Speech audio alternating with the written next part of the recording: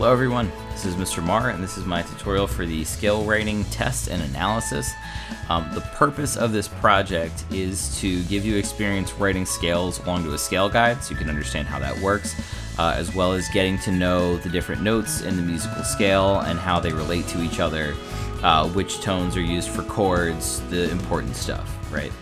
So let's just jump right into it. So there's two pre-made soundtrack projects with 1-bar scale guides. So you can see we've got the major scale project and the minor scale project. First step, you're going to just pick 6 of these. I don't need you to do all 12, but doing 6 will definitely give you some experience. It doesn't matter which 6, totally up to you. So to do that, you're going to click the 3 dots right here and click delete. You can also use the shortcut, keyboard shortcut, which is just shift backspace. So I'm just gonna pick 6 random scales here, because really it all works the same. 1, 2, 3, 4, 5, 6. Just delete 2 more of these.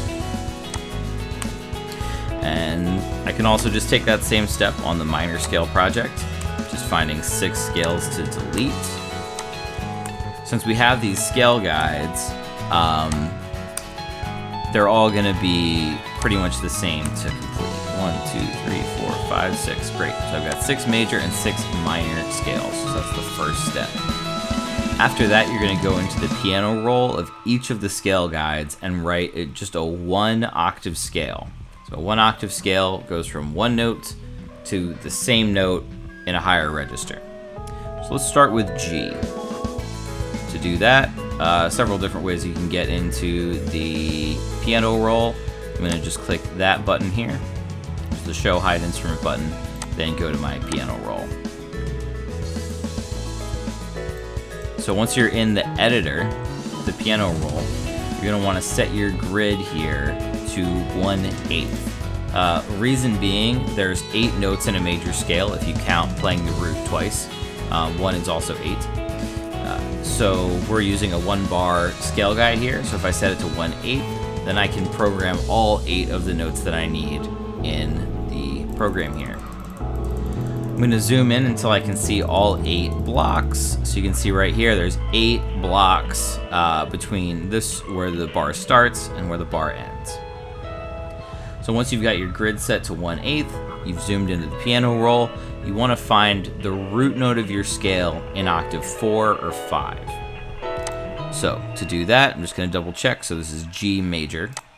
So what I need to do is find G 4 or 5. You can find that by using C as a reference point. So I'm going to start with C4, and then I'm just going to use the musical alphabet, which is A to G, and use that to find G. So this is C, that means this is D, this is E, this would be F, and this would be G. That's how it works. It's just the alphabet. So I'm going to double click a note right here. Now I've got that note programmed. If I click and hold that note, it tells me that it's G4, so I know it's correct. I can also see that it's across from one of the notes in the scale guide, and that's how this functions. These notes right here, this is what's called a scale guide. So think of this kind of like tracing, an image on paper. This works in a similar way. You're just kind of lining things up so they all match together. So all of these notes are the notes that are in the G major scale. So I'm going to start just by identifying what the next note is, which looks like it's right here. Double click that. Next one is right here. And continuing on up the scale, making sure to be very careful that each one of these notes is directly across from a scale guide tone. Now I have all 8 notes in the scale, and if I press play, I'll be able to hear it. Got a little glitchy there at the end, but you get the idea. Yep. So I probably have too many other windows or something opening right now. Sometimes you might have some audio issues, but see if you can just kind of push through that. So you've got, so that's how you write the major scale. Right there, that's a major scale. So you would just do that same process for all 6 of your major scales. Again, the process is first finding the root, programming the root note in octave 4 or 5, then programming all 8 notes in your scale using eighth notes, which is the eighth note grid, and making sure that each note is across from one of the notes in the scale guide. Then just repeat that for all 6 major scales. The minor scale test is exactly the same. It's just going to sound different, and it's going to use different notes. So again, I'm going to set my grid to 1/8. I'm going to pick one of these scales. In this case, I'm going to pick, let's keep it consistent. So I'm going to do G minor because I just did G major. Go to the piano roll. Zoom in until you can see all 8 blocks so you can program 8 scale tones. Find your root note, which is the letter the scale is based on, in octave 4 or 5. So C, D, E, F, G right there. And now I'm going to program the notes that are in the scale guide. So they're going to be a little bit different than G major. We'll get into a little bit more detail about how and why exactly later. There we go. So now I've got another 1 octave scale, but this one is a minor scale. So if I press play, I'll be able to hear that back. There you go. So it just has kind of a darker sound to it. Then you would repeat that for each of your major and minor scales. As long as you focus on finding your root, programming using eighth note blocks only, and making sure that each one of your notes is across from one of the tones in the scale guide, then this is pretty easy, pretty straightforward. So once you have your scales written, you're going to analyze them. Let's start with the major scales here. To make this a little bit easier, I'm going to do a split screen so I can see both parts. I'm going to start by just setting my scales here. So for major, I used G sharp, A flat, G, F sharp, G flat, F, E, and D sharp, E flat. Those are the 6 scales that I picked. One thing I want to point out is that whenever you have a note that's a sharp, it also has a flat name. We call this enharmonic. Most of you just want to understand that sharp means up, flat means down. So if there's a G sharp, that is the black key that's directly above G. It's also the note that's directly below A. Quick example here.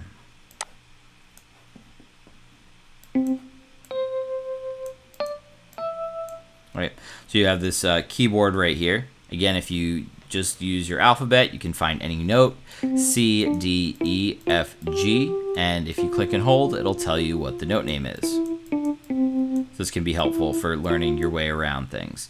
So this would be G. If I go up 1/2 step, it's G sharp. Right now it's telling me that it's A flat. It's the same note. What changes is how the scale is written, and it has to be in alphabetical order. So what I would suggest doing for all of these to start is just write your letters in alphabetical order. So I'm going to write that here, G. So after G, it just restarts back to A, B, C, D, E, and F. Those are the 7 notes in the scale. G gets used twice at the beginning and at the end. So to make sure that I'm doing this correctly, I'm going to go into the piano roll. I'm going to check these notes. So I click and hold the note. It's going to tell me what note name it is.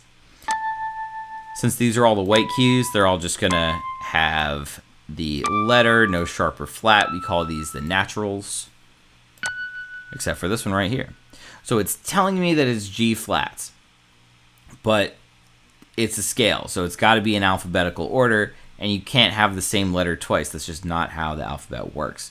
So instead of calling this G flat, I'm going to call it F sharp. F is the note right below that. It's before it in the alphabet. So this note right here is both F sharp and G flat. So I'm going to call this F sharp.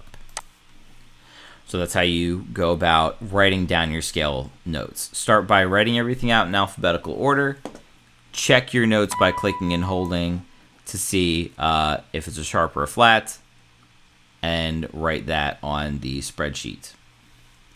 The next step is identifying the chord tones. So chord tones, if you read the instructions, are 1, 3, and 5 of each scale. This is going to be the same for major and minor scales. So in this case, 1 is G, 3 is B, and 5 is D. So that would be how you make a G major chord. Those are the chord tones. It's very helpful to know what the chord tones are because that's what you resolve to when you're writing, generally speaking. The minor scale is also going to work very similar. For the minor scale, I'm just going to do the same thing, setting my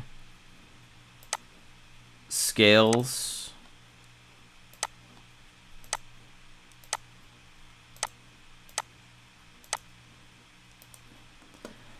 I'm going to open up my G minor example and do the same thing. So this is also going to start out exactly the same as G major. So I'm just going to write all of the letters in alphabetical order. What's going to change is which notes are sharp and flat. That's kind of the difference between a major scale and a minor scale. It's just a slightly different pathway from getting from one note to the next. Starting with G, that's the same. That's A, that's the same. And this one says it's B flat. And since B is what I have here, it's the next letter in the alphabet, I can use B flat. C is next. We got D, E flat. So this one is going to be E flat. Up here at the top is F instead of F sharp. So then you do the chord tones. Chord tones are exactly the same, or finding them anyway. So it's 1, 3, and 5. So you got G, B flat, and D. So if you play those notes, that would make a G minor chord. The last part is half steps or relative major. And again, if you're reading the instructions, that's the easiest way to find this out. So the half steps always occur between the 3rd and 4th and 7th and 8th notes in the scale. To show you a quick example of that, in a major scale, I should say. So if you're looking at these notes here, you can see that some of them have one note in between. We call that a whole step. So scales are mostly whole steps. It's pretty much all whole steps except for 2 half steps. So you can see here that's a whole step because you have a tone in between, another whole step. But right here, that is a half step. There's no possible note in between those 2 notes, so that is a half step. Up here at the top, we have our other half step. There's no possible note between those 2. They're just right here next to each other. If you look at the scale guide, you kind of see here's a half step, here's a half step, here's a half step. Mostly whole steps though. So the half steps are always going to be between the 3rd and 4th and 7th and 8th notes in the major scale. So for G major, it's going to be B and C, also F sharp and G. So those are your half steps. So you would do that same process for all of your scales since you have them written. You're just looking for what are the 3rd and 4th notes, whereas the 7th and 8th would be also 1. For minor scales, all you need to do is identify the relative major. The relative major is the major scale that uses the same exact notes. So there's a really easy way to do this, and that is find the 3rd scale degree. The 3rd scale degree of every minor scale is its relative major. So that means that if I play this set of notes just starting on B flat, it'll sound like a B flat major scale. If I play it starting on G, it'll sound like a G minor scale. So the relative major is always going to be your 3rd scale degree of the minor scale. In this case, it's B flat. And that's it. So you're just going to go through, do that exact same process for each one of your scales. it could be helpful to, when you're doing this, do G along with me, just so you can get that exactly right. The rest of it is going to follow that same exact process. So, hoping this makes a difference, helps a little bit. You know, feel free to let me know if you have any questions, and I'm excited to see how this turns out. See you next time.